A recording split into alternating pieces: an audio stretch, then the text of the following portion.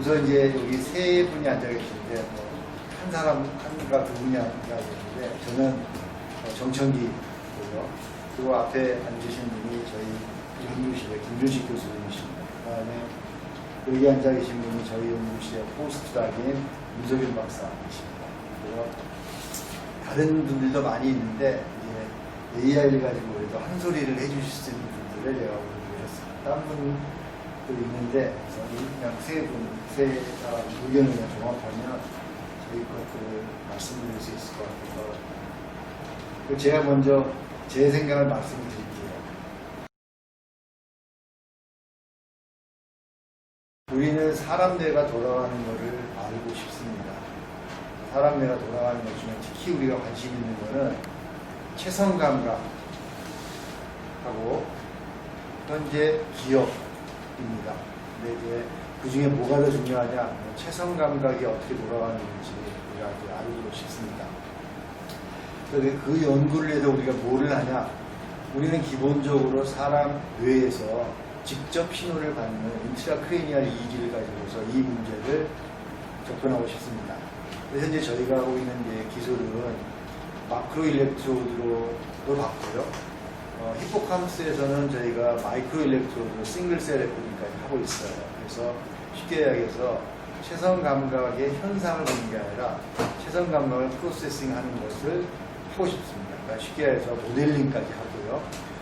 그 싱글 셀 돌아가는 것과 그 마크로 일렉트로드가 기록하는 다시 말해서 로컬 빛 포테션 간의 관계를 저희가 보고 싶어요. 그러니까 그걸 봐서 너희를 뭐 할 거냐? 조절을 하고 싶은 거죠. 간단히 이야기하면. 그러니까 쉽게 해서 체성 감각이 없으면 만들어지고 체성 감각이 고장나면 고쳐주고 체성 감각을 만약에 가능하다면 증강을 시켜주고 아니면 원격으로도 하고 이런 것들을 하고 싶은 게 저희 연구실의 목표입니다. 그래서 그러면 우리 연구실에 이게 잘 안 되는 게 뭐냐? 현재 레코딩은 뭐 우리가 할 수 있다고 생각해요. 그러니까 체성 감각 영역에서도 마이크로 우리가 획득 가능합니다. 물론 아직 그 사람에서 써야 되려면 여러 가지 레귤레이션의 극복이 있지만 충분히 극복 가능하다고 생각이 돼요. 자, 그러면 이게 굉장히 과학에서 난제 중에 하나인데 마크로와 마이크로를 우리가 과연 융합시킬 수 있느냐? 어디도 되는 데 없습니다. 쉽게 해서 중력과 중력, 전기력, 자력 다 안 되고 있거든요. 합치는 거. 마크로, 마이크로 이코노믹스도 안 되고. 그러니까 쉽게 해서 마크로, 마이크로에는 넘어설 수 없는 벽이 있어요, 현재. 그래서 그 벽을 저희가 한번 뚫고 통합을 한번 시켜보고 싶습니다. 그러니까 그러면 적응력 진행에 대해서 뭐를 우리가 생각하고 있냐. 쉽게 해서 여태까지는 우리가 알아야지 해결을 했어요. 근데 제가 생각에 AI는 우리가 몰라도 어쩌면 가장 좋은 확률에 근접한 해를 낼 수는 있다고 생각을 해요. 그래서 근접 해를 우리가 찾을 수 있을 것이다. 물론 근접 해를 찾았다고 해서 모두는 해결되는 건 아니잖아. 일면 해결된 것처럼 보이지만 결국은 돌아가는 걸 모르면은 똑같은 문제는 똑같이 벽에 부딪히니까 저희 연구실에 결국은 우리 연구실이 종합적으로 하면 뭔가 프로세싱, 우리가 프로세서 중에 가장 좋은 뇌의 프로세서를 우리가 이해를 하는 거기 때문에 AI를 가지고 문제를 풀기도 하지만 동시에 미래의 AI에 대해서 우리가 좀 더 나은 회로도를 제공할 수 있지 않을까? 그게 우리가 이제 가지고 있는 생각이에요. 근데 제가 보기엔 좀 주소가 없긴 하지만 주소 있는 거는 이제 우리 김준식 교수님께서 좀 말씀을 전해 주실 거고 저는 여기까지 하겠습니다. 우리 김준식 교수님께서 말씀해 주시겠습니다. 네, 저희 연구실에서는 모터 센소리, 말씀하신 체성 감각에 대해서 다양한 연구를 하고 있는데요. 브레인하고 인공지능하고 가장 큰 차이점은 사람은 계속 학습을 하면서 발전을 하거나 회고를 할 수 있는 점인 것 같아요. 그걸 인공지능에서도 여러 가지 방법으로 구현할 수 있지만 브레인 플라스티시티를 인공지능하고 결합을 하면은 적응적인 어떤 지능에 연결이 될 수 있지 않을까라는 생각이 들고 결국에는 뇌신경과학에서 일어나는 여러 가지 학습적인 면들 변화하는 면들을 잘 쫓아갈 수 있는 모델을 만드는 게 저희 연구실에서도 하고 있는 일이고 이게 결과적으로 인공지능과 연결할 수 있는 접점이라는 생각이 듭니다. 네, 그래서 최근에 저희 연구실에서 그 소마토 센소리 텍타일 연구로 박사학위를 받으신 유정희 박사님께서 좀 더 구체적인 말씀을 해주실 수 있을 것 같습니다.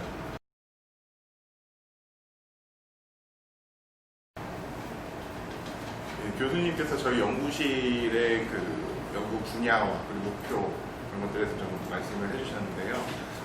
저는 이제 그 체성 감각 그리고 그 체성 감각과 관련된 그 브레인 머신 인터페이스 혹은 이제 AI가 붙으면 이제 브레인 AI 인터페이스라고 하는 부분을 이제 연구를 하고 있어요. 주로 이제 그 부분에서도 이제 체성 감각 쪽, 그 인코딩 쪽을 많이 연구를 하고 있고 이와 관련해서 그 질문 3번이 그 연구에 잘 풀리지 않은 난제 중 다른 분야와의 융합적 접근법으로 해결 가능한 것은 무엇이 있을까요? 라는 것에 대해서 좀 말씀을 드리고자 합니다.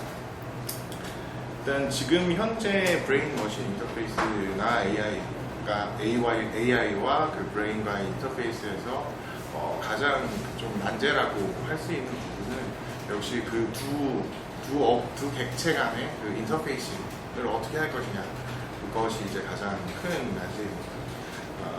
싱글셀 레벨에서는 그 예를 들어서 뭐 운동 의도라든지 그런 것들을 이제 그 스파이크 시그널이라든지 그런 걸로 이제 수출을 해냈지만은 그거를 이제 또 AI에 어떻게 전달을 할 것이냐, 그것도 이제 이슈가 될 수가 있고요. 또 반대는 더 어렵습니다. 반대는 AI가 어떻게 브레인에게 그 의미 있는 정보를 효과적으로 전달을 할 것인가. 결국 그게 되기 위해서는 어떤 좀 마이크로 레벨의 그 싱글 셀과 그리고 AI를 주면 어떤 노드, 아웃풋 노드 간의 인풋 노드 간의 그런 인터랙션, 그 1대1 인터랙션이 가능해야 되는데 지금 현재까지 나와 있는 그런 인터페이싱 가능한 그런 장치들은 이제 없는 상태예요. 그리고 이것이 가능하려면 실제로 어떻게 보면 그 인공 시냅스 그리고 그걸 만들기 위한 이제 소재공학이라든지 재료공학 그리고 이제 어떻게 넣어줄 것인가 그런 거에 대한 그 전기공학적 기술이라든지 그리고 또 이제 수학적 모델링이 필요할 것이고 물리학적인 모델링도 마찬가지입니다. 그리고 또 어떻게 보면 그 신호 전달 체계라든지 그런 거에 대한 그 생물학적 기반도 연구가 되어야 할 것입니다. 그래서 이런 부분들이 어떻게 보면 이제 그 융합적 접근법으로 해결 가능할 것이라고 생각을 합니다.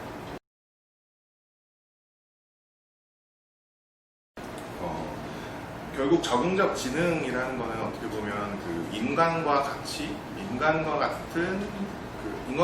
그 어떤 정보를 받아들이고 그 정보를 프로세스를 하고 그 프로세스된 정보를 통해서 어떤 행동을 하게끔 하는 아웃풋을 내는 그런 것들이 되게 마치 인간처럼 하는 것을 이제 목표로 할 겁니다. 그 체성 감각을 예로 들면 온 몸에 퍼져 있는 그 수용체에서 오는 그 정보들을 우리가 브레인에서 받아들여서 그것을 어떻게 지각을 하게 되는데 어떤 지각을 형성을 하게 되는데 사실 그 과정은 지금까지 어떤 그 사물 인식이라든지 그런 부분에 대해서 어느 정도 제한적으로는 가능하지만 결국에 아티피셜 인텔리전스가 지금 주로 하고 있는 것들은 이미 심볼화가 되어 있는 것들에 대한 프로세싱을 이제 주로 하고 있고